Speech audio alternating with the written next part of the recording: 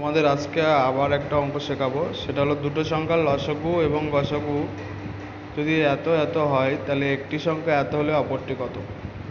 এই সব অঙ্কগুলো পরীক্ষায়, চাকরির পরীক্ষায়, ডাব্লিউবিপিতে, পুলিশ এক্সামে বেশি আসে, অন্যান্য চাকরির পরীক্ষায় আসে।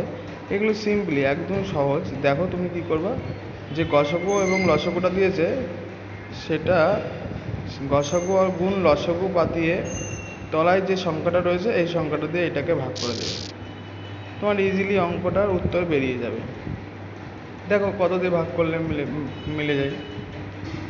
আমি যদি এটা 13 দিয়ে করি, 13 দুগুণে 26, এটা 4 13 52, আবার 13 দুগুণে 52 আর 2 26, 13 দুগুণে আবারও 26, আবার এটা 2 দিয়ে কাটলে 21 দুগুণে আমার 42। 21 দিয়ে যদি আমি এটাকে ভাগ করি তাহলে আমার কত হবে,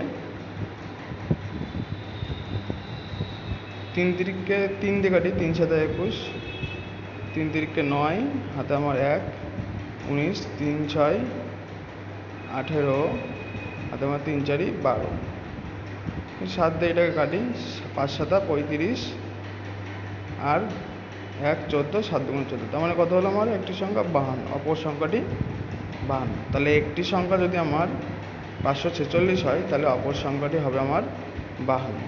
সো ইজি। শুধু জাস্ট তোমাকে এই লসাগু গুণ, যে লসাগু আর যে গসাগুটা দিয়েছে, এই শুধু সংখ্যা দুটো তোমার উপরে গুণ করে পাতিয়ে এই সংখ্যাটা দিয়ে ভাগ করে দিলেই, একটি সংখ্যা দিয়ে ভাগ করে দিলেই আমার অ্যান্সার বেরিয়ে যাবে। তাহলে অপর সংখ্যাটি আমার 52।